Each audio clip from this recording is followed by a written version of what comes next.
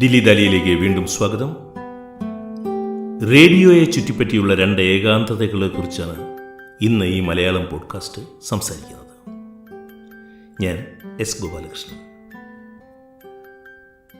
Italian ബഹിരാകാശ ശാസ്ത്രജ്ഞനായ FP മർക്കോണി radio കണ്ടുപിടിച്ചതിന് Nobel സമ്മാനം കിട്ടിയ പ്രശസ്ത ശാസ്ത്രജ്ഞൻ മർക്കോണിയുടെ കൊച്ചുമകനാണ്.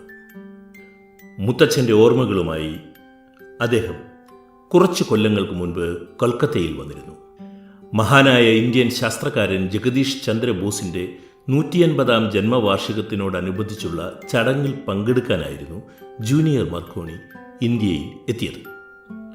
കഴിഞ്ഞ നൂറ്റാണ്ടിൻ്റെ ആദ്യത്തിൽ 1909 തൻ്റെ മുത്തച്ഛന് നോബൽ സമ്മാനം ലഭിച്ചത് റേഡിയോ കണ്ടുപിടിച്ചതിനാണെന്നും എന്നാൽ നോബൽ സമ്മാന നിർണയ സമിതി ഇക്കാര്യത്തിൽ JC ബോസിൻ്റെ സംഭാവനകളെ കണ്ടില്ലെന്ന് നടിച്ചത് ദൗർഭാഗ്യകരമായി പോയി എന്നും കൊച്ചുമകൻ പറഞ്ഞിരുന്നു. മനുഷ്യരാശിയുടെ അതിജീവനം തന്നെ സാധ്യമാക്കി തീർത്ത വിവിധ ഗുണങ്ങളിലൊന്നായ ഉന്നത മൂല്യബോധം ആ പേരക്കുട്ടിയിൽ പ്രവർത്തിച്ചുകൊണ്ടിരുന്നതിനാലാണ് വിനയാന്വിതമായ ഈ പ്രസ്താവന ഉണ്ടായത്. ശാസ്ത്രകാരന്മാരെ തേടി പുരസ്കാരങ്ങൾ എത്താറുള്ളതാണ്. സാധാരണ മനുഷ്യരെ അപേക്ഷിച്ച് ബുദ്ധിശക്തി കൂടിയ ഇനമാണെന്ന വിധത്തിൽ അവരെ ചരിത്രം ഉയർന്ന ജ്ഞാനപീഠങ്ങളിൽ ഇരുത്താറുള്ളതാണ്. യശസ്സിൻ്റെ പ്രകാശവലയം അവരെ ചുറ്റിപ്പറ്റാറുള്ളതാണ്. എന്നാൽ മർക്കോണിയുടെ കൊച്ചുമകൻ്റെ പ്രസ്താവന എന്നിൽ ഉണർത്തിയത് ശാസ്ത്ര പരീക്ഷണശാലകളിലെ ഏകാകിതകളുടെ ഒറ്റമണി ഒച്ചകളാണ്. നിരാലംബമായ ഏകാന്തതയിൽ അശാന്തരായി നടന്ന രണ്ട് ശാസ്ത്രജ്ഞരിൽ നിന്നാണ് ആധുനിക മനുഷ്യൻ്റെ ഏകാന്തതകളിൽ അവൻ ഏറ്റവും വലിയ ചങ്ങാതിയായി മാറിയ റേഡിയോ ഉണ്ടായത്. അതിലൊരാളായിരുന്നു ജഗദീഷ് ചന്ദ്രബോസ്. മറ്റേയാൾ നിക്കോള ടെസ്ല. അവരുടെ പ്രതിഭകൾ മനുഷ്യജീവിതത്തെ മാറ്റിമറിക്കുകയായിരുന്നു. പക്ഷേ ആ പുരുഷായുസ്സുകൾ നടന്നു തീർത്ത ഒറ്റയടി പാതകളിൽ അവർ എപ്പോഴും ഒറ്റയ്ക്കായിരുന്നു. അതിലേക്ക് കടക്കും മുമ്പ് FB മർക്കോണി JC ബോസിനെക്കുറിച്ചും തൻ്റെ മുത്തച്ഛനെക്കുറിച്ചും പറഞ്ഞ ചില കാര്യങ്ങൾ ഇവിടെ ഞാൻ ഉദ്ധരിക്കുകയാണ്. FB മർക്കോണിയോട് പത്രലേഖകൻ ചോദിച്ചു. ചോദ്യം ഇതായിരുന്നു: എന്തുകൊണ്ട് ബോസ് മർക്കോണി വിവാദം ഇത്രയും കാലം നീണ്ടുനിന്നു? അതിന് FB മർക്കോണി പറഞ്ഞ മറുപടി ഇതായിരുന്നു: എൻ്റെ മുത്തച്ഛൻ പ്രൊഫസർ ബോസിൻ്റെ അത്ര വിദ്യാഭ്യാസം ലഭിച്ചയാളല്ലായിരുന്നു. അദ്ദേഹം സ്വന്തം പരിശ്രമത്തിൽ കൂടി വളർന്ന ഒരു ടെക്നീഷ്യൻ മാത്രമായിരുന്നു. പ്രൊഫസർ ബോസ് കണ്ടെത്തിയ ഡിറ്റക്ടർ ഉപയോഗിച്ച് അദ്ദേഹം റേഡിയോ ഉണ്ടാക്കി എന്ന് മാത്രം. അതുമാത്രമല്ല, എൻ്റെ മുത്തച്ഛൻ്റെ പരീക്ഷണങ്ങളെല്ലാം തന്നെ പ്രൊഫസർ ബോസിൻ്റെയും മറ്റ് ചില ശാസ്ത്രകാരന്മാരുടെയും ഗവേഷണങ്ങളെ അടിസ്ഥാനമാക്കിയായിരുന്നു. ആ നോബൽ സമ്മാനത്തെ ചുറ്റിയുള്ള വിവാദങ്ങൾ ഇപ്പോഴും തുടർന്നുകൊണ്ടിരിക്കുന്നതിൻ്റെ കാരണം എൻ്റെ മുത്തച്ഛന് പ്രൊഫസർ ബോസിൻ്റെ അത്ര തന്നെ ധൈഷണിക ശേഷി ഇല്ലാതിരുന്നു എന്നതുകൊണ്ടാണ്. പക്ഷേ എന്തു ചെയ്യാം, ലോകം അംഗീകരിച്ചത് ഒരു ശാസ്ത്രജ്ഞനെ അല്ല, മറിച്ച് ഒരു സാങ്കേതിക വിദഗ്ധനെയാണ്. പത്രലേഖകൻ വീണ്ടും ചോദിച്ചു: അപ്പോൾ അതിലൊരനീതി ഉണ്ടായിരുന്നില്ലേ? FP മർക്കോണിയുടെ മറുപടി ഇതായിരുന്നു: തീർച്ചയായും പ്രൊഫസർ ബോസിൻ്റെ സംഭാവനകൾ അംഗീകരിക്കുന്നതിൽ നോബൽ സമിതി പരാജയപ്പെട്ടു. എങ്കിൽ തന്നെയും എൻ്റെ മുത്തച്ഛൻ്റെ പങ്കിനെ നിങ്ങൾ കുറച്ച് കാണാൻ പാടില്ല. 2008 ദ വീക്ക് മാഗസീനിൽ വന്ന അഭിമുഖത്തിൽ നിന്നാണ് ഞാൻ ഈ ഭാഗങ്ങൾ എടുത്തിരിക്കുന്നത്. ശാസ്ത്രകാരന്മാർ കവികളെപ്പോലെ തന്നെ ഒറ്റയാൻ ദ്വീപുകളാണ്. സ്വപ്നങ്ങൾ മാത്രമാണ് അവിടെ അവരുടെ സഖാക്കൾ. മനുഷ്യരാശിയിൽ നിന്നോ സമൂഹത്തിൽ നിന്നോ സ്വന്തം കുടുംബത്തിൽ നിന്നോ കാമുകനിൽ നിന്നോ കാമുകിയിൽ നിന്നോ തീർത്തും ഒറ്റപ്പെട്ട് നിൽക്കുന്ന ഒരേകാന്ത നിമിഷത്തിലാണ് ശാസ്ത്രകാരൻ ഒരു പുതിയ വെളിച്ചം കണ്ടെത്തുന്നത്. നിക്കോള ടെസ്ലയും ജഗദീഷ് ചന്ദ്രബോസും ജീവിച്ചത് അങ്ങനെയാണ്. ഇന്നത്തെ ബംഗ്ലാദേശിലായി പോയ കിഴക്കൻ ബംഗാൾ പ്രദേശമാണ് ഇന്ത്യ അഭിമാനിക്കുന്ന അനവധി പ്രതിഭകൾക്ക് ജന്മം നൽകിയത്.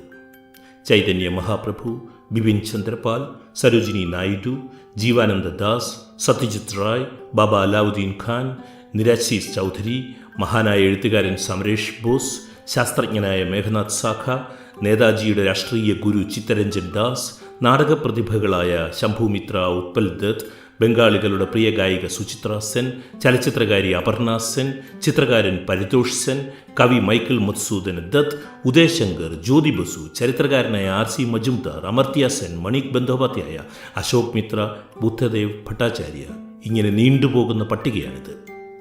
വെറുതെയല്ല ലോകത്തിൽ 2 രാജ്യങ്ങളുടെ ദേശീയ ഗാനം ഒരു കവിയുടേതായി മാറിയ അപൂർവ അവസരം ഈ ഉപഭൂഖണ്ഡത്തിലെ ഇന്ത്യക്കും ബംഗ്ലാദേശിനും വന്നു ചേർന്നത്. ജഗദീഷ് ചന്ദ്രബോസ് ജനിച്ചത് 1858, മരിച്ചത് 1937.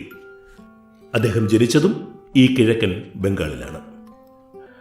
വിവിധ ശാസ്ത്രശാഖകളിൽ ഒരേ സമയം കനപ്പെട്ട സംഭാവനകൾ നൽകിയ ബോസ് ആധുനിക ശാസ്ത്രലോകത്തിൻ്റെ ഇന്ത്യൻ മുഖമാണ്. ശാസ്ത്ര ഗവേഷണത്തിൻ്റെ പാശ്ചാത്യ മാതൃകകൾ പിന്തുടരുമ്പോഴും ബോസ് വ്യത്യസ്തനായി നിന്നു. നല്ല സാമ്പത്തിക നിലയുണ്ടായിരുന്ന ഒരു ബ്രഹ്മസമാജ് കുടുംബത്തിൽ ജനിച്ച ബോസ് സ്വതവേ ഏകാന്തനായിരുന്നു എന്ന് ജീവചരിത്ര കുറിപ്പുകൾ കാണിക്കുന്നു. അതിന് പല കാരണങ്ങളുണ്ടായിരുന്നു. കിഴക്കൻ ബംഗാളിൽ മജിസ്ട്രേറ്റിൻ്റെ മകനായി മറ്റുള്ള കുട്ടികൾക്ക് കിട്ടാത്ത ഉയർന്ന പരിഗണന കിട്ടി വളർന്നു. ഒരുതരം അഭിജാത ബോധത്തോടെ വളർന്ന ബോസ് കൽക്കത്തയിൽ പഠിക്കാനെത്തിയപ്പോൾ ഏകാഗിയായി മാറിപ്പോയതാണ്. ഇംഗ്ലീഷുകാരായ സഹപാഠികളുടെ മുന്നിൽ കിഴക്കൻ ബംഗാളിലെ ഏതോ പ്രവിശ്യയിലെ വെറും ഒരു ഇന്ത്യൻ മജിസ്ട്രേറ്റിൻ്റെ മകന് എന്ത് വിലയാണുള്ളത്? യാഥാസ്ഥിതിക ബംഗാളി ബ്രഹ്മകുടുംബത്തിൽ നിന്ന് വന്നതിനാൽ സെൻറ്റ് സേവിയേഴ്സ് സ്കൂളിൽ പഠിക്കാനെത്തിയ ബോസിൻ്റെ അവസ്ഥ ഇതായിരുന്നു എന്ന് അശീഷ് നന്ദി വിലയിരുത്തിയിട്ടുള്ളതാണ്. ഈ ഏകാന്തത അദ്ദേഹത്തിൻ്റെ പിൽക്കാല ജീവിതത്തിനെ രൂപപ്പെടുത്തുന്നതിൽ വലിയ പങ്കാണ് നിർവഹിച്ചത്. അധിക സന്തോഷം വരുമ്പോഴോ അരിശം വരുമ്പോഴോ ബോസിന് വിക്ക് അനുഭവപ്പെടാറുണ്ടായിരുന്നു. സ്വന്തം ശിഷ്യരോട് ഏറ്റവും ക്രൂരമായി സംസാരിക്കുന്ന അധ്യാപകനായിരുന്നു ബോസ്. ശത്രുക്കളെ സമ്പാദിക്കുന്നതിൽ വലിയ വിരുത് തന്നെ ബോസിനുണ്ടായിരുന്നു അത്രേ. തൻ്റെ ജീവിതത്തിൽ സിസ്റ്റർ നിവേദിതയ്ക്ക്, സ്വാമി വിവേകാനന്ദൻ്റെ പ്രമുഖ ശിഷ്യയായ സിസ്റ്റർ നിവേദിതയെക്കുറിച്ചാണ് ഞാൻ പറയുന്നത്, അവർക്ക് അർഹിച്ച അംഗീകാരം നൽകാൻ ബോസ് ഒരിക്കലും തയ്യാറായില്ല എന്നും പറയാറുണ്ട്. ജീവശാസ്ത്രത്തിലും ഊർജ്ജതന്ത്രത്തിലും പാശ്ചാത്യ ശാസ്ത്രലോകം അമ്പരന്ന് നോക്കി നിന്ന സംഭാവനകൾ ചെയ്യുമ്പോഴും ജഗദീഷ് ചന്ദ്രബോസിനെ ഏകാന്തത പൊതിഞ്ഞു നിന്നിരുന്നു. ജീവിത സായാഹ്നത്തിൽ അദ്ദേഹം ശാസ്ത്രലോകത്തു നിന്നും ചുറ്റുമുള്ള സമൂഹത്തിൽ നിന്നും പൂർണ്ണമായും പിൻവാങ്ങിയിരുന്നു. സ്വന്തം കണ്ടെത്തലുകൾ പേറ്റന്റ് ചെയ്യുന്നതിലും ബോസ് കാണിച്ചു പോന്ന വൈമുഖ്യം ആൾക്കൂട്ടത്തിൽ തനിയെ നടക്കുന്ന ശീലത്തിൻ്റെ ഭാഗമായി കാണേണ്ടതാണ്. 1901 മെയ് 17 JC ബോസ് രവീന്ദ്രനാഥ് ടാഗോറിന് എഴുതിയ കത്തിൽ നിന്ന് നമുക്കിത് മനസ്സിലാവും. 1894 നവംബറിൽ കൊൽക്കത്തയിൽ വെടിമരുന്നിന് തീ കൊളുത്തിയിട്ട് ജഗദീഷ് ചന്ദ്രബോസ് 1 മില്ലിമീറ്റർ തരംഗദൈർഘ്യമുള്ള മൈക്രോവേവ്സ് കൊണ്ട് ദൂരസ്ഥലത്തുള്ള ഒരു മണി മുഴക്കുകയായിരുന്നു. അന്ന് അദ്ദേഹത്തിന് 36 വയസ്സായിരുന്നു പ്രായം. ഇതിന് 2 കൊല്ലത്തിന് ശേഷമാണ് 1897 മെയ് മാസത്തിൽ മർക്കോണി തൻ്റെ റേഡിയോ പരീക്ഷണം വിജയകരമായി നടത്തിയത്. 1896 ബോസ് ഒരു ശാസ്ത്ര പ്രഭാഷണത്തിന് ലണ്ടനിൽ പോയപ്പോൾ മർക്കോണിയെ കണ്ടിരുന്നതുമാണ്. എന്നാൽ വാണിജ്യ ആവശ്യങ്ങൾക്ക് വേണ്ടി തൻ്റെ ശാസ്ത്ര നിരീക്ഷണങ്ങളെ ഉപയോഗിക്കുന്നതിൽ ബോസ് താൽപ്പര്യക്കുറവ് കാണിക്കുകയാണ് ഉണ്ടായത്. മില്ലിമീറ്റർ തരംഗദൈർഘ്യത്തിലുള്ള ബോസിൻ്റെ പരീക്ഷണങ്ങൾക്ക് ശേഷം ഏതാണ്ട് 50 ആണ്ടുകൾ കഴിഞ്ഞാണ് ശാസ്ത്രലോകം ആ മേഖലയിൽ ഫലപ്രദമായ മറ്റ് ചുവടുകൾ വെച്ചത്. അതുകൊണ്ടാണ് 1977 ഇലക്ട്രോണിക്സിൽ നോബൽ സമ്മാനാർഹനായ നെവിൽ ഫ്രാൻസിസ് മോട്ട് പറഞ്ഞത് JC ബോസ് തൻ്റെ കാലത്തിന് 60 ആണ്ടുകളെങ്കിലും മുന്നിലാണ് നടന്നിരുന്നത് എന്ന്. ഒരാൾ സ്വന്തം കാലത്തിന് 60 ആണ്ടുകൾ മുന്നിൽ നടക്കുവാൻ വിധിക്കപ്പെട്ടാൽ ജീവിക്കുന്ന കാലത്ത് ഒറ്റയാനായി പോവുക സ്വാഭാവികമാണ്. അവരെ ലോകം അംഗീകരിക്കുന്നത് ഒരുപക്ഷെ മരണാനന്തര ബഹുമതികളിലൂടെയാകും. ചിലപ്പോൾ അതുപോലുമില്ലാതെ പോകും. സ്വന്തം ഏകാന്തതകളും ദുഃഖങ്ങളും തിരിച്ചടികളും നേരിട്ട് ഏകാന്തയാനം നടത്തി പ്രതിഭകൾ മനുഷ്യരാശിയുടെ ശരാശരി ജീവിതചര്യയുടെ മേൽ സ്വന്തം ഒപ്പിട്ട് മറയുന്നു. കല്ലിൽ കൊത്തിയതുപോലെ ആ ഒപ്പുകൾ എക്കാലത്തേക്കും പതിഞ്ഞു കിടക്കുന്നു. മരണാനന്തര ബഹുമതികൾ എന്നാൽ മനുഷ്യരാശി സ്വന്തം ഭാവിയിലേക്ക് നടത്തുന്ന സ്വാർത്ഥ നിക്ഷേപങ്ങൾ മാത്രമാണ്. എന്നാൽ മരിച്ചവർ ഒന്നും അറിയുന്നില്ല എന്നത് ദുഃഖകരമായ ഒരു ശാസ്ത്ര സത്യമാണ്. ഇവിടെയാണ് നിക്കോള ടെസ്ലയെക്കുറിച്ച് പറയാനുള്ളത്. 1894 ബോസ് ആദ്യമായി റേഡിയോ പരീക്ഷണം നടത്തിയതെങ്കിൽ അതിന് 1 കൊല്ലം മുൻപ് 1893 നിക്കോള ടെസ്ല റേഡിയോ പ്രസരണം പരീക്ഷിച്ചത്. സ്വപ്ന സംഘർഷഭരിതവും ഏകാന്ത അസ്വാസ്ഥ്യങ്ങളും നിറഞ്ഞ ഒരു കാഫ്ക സാഹിത്യം വായിക്കുന്നത് പോലെ മാത്രമേ ആ മഹാനായ ശാസ്ത്രജ്ഞൻ്റെ ജീവചരിത്രം നമുക്ക് വായിക്കുവാൻ കഴിയൂ. ആധുനിക മനുഷ്യൻ്റെ ജീവിതത്തെ പ്രകാശമാനമാക്കി മാറ്റിയ ഓൾട്ടർനേറ്റിംഗ് കറന്റ് കണ്ടുപിടിച്ച ടെസ്ല തികഞ്ഞ ദാരിദ്ര്യത്തിൽ ദുഃഖിതനായി ഏകാന്തനായിട്ടാണ് മരിച്ചത്. പിൽക്കാലത്ത് ടെസ്ലയുടെ ജീവിതം ലോകമാകെ പ്രഘോഷിക്കപ്പെട്ടു. ആധുനിക നാഗരികതയ്ക്കുമേൽ മായ്ക്കാനാവാത്ത വെളിച്ചമാണ് അദ്ദേഹം തൻ്റെ ഭ്രാന്ത ജന്മം കൊണ്ട് നൽകിയത്. ബോസിൻ്റെ ഏകാന്ത ബാല്യം പോലെ ഒന്നായിരുന്നു ടെസ്ലയുടേതും. വീട്ടിലെ മനോഹരനായ അറേബ്യൻ കുതിരയുടെ മുകളിൽ നിന്നും വീണു മരിച്ച സഹോദരനായിരുന്നു തന്നേക്കാൾ ബുദ്ധിമാൻ എന്ന് നിരന്തരം ആക്ഷേപിച്ചുകൊണ്ടിരുന്ന രക്ഷിതാക്കൾ നിക്കോള ടെസ്ലയ്ക്ക് ഒരിക്കലും അവസാനിക്കാത്ത അരക്ഷിതത്വ ബോധമാണ് സമ്മാനിച്ചത്. ഈ മാനസികാവസ്ഥ തന്നെ ജീവിതത്തിൽ എന്നും വേട്ടയാടിക്കൊണ്ടിരുന്നുവെന്ന് അദ്ദേഹം ആത്മകഥയിൽ പറഞ്ഞിരിക്കുന്നു. നോബൽ സമിതി നിക്കോള ടെസ്ലയ്ക്കും എഡിസനും സംയുക്തമായി 1912 സമ്മാനം നൽകാൻ ആലോചിച്ചപ്പോൾ ടെസ്ല അത് നിരസിക്കുകയായിരുന്നു.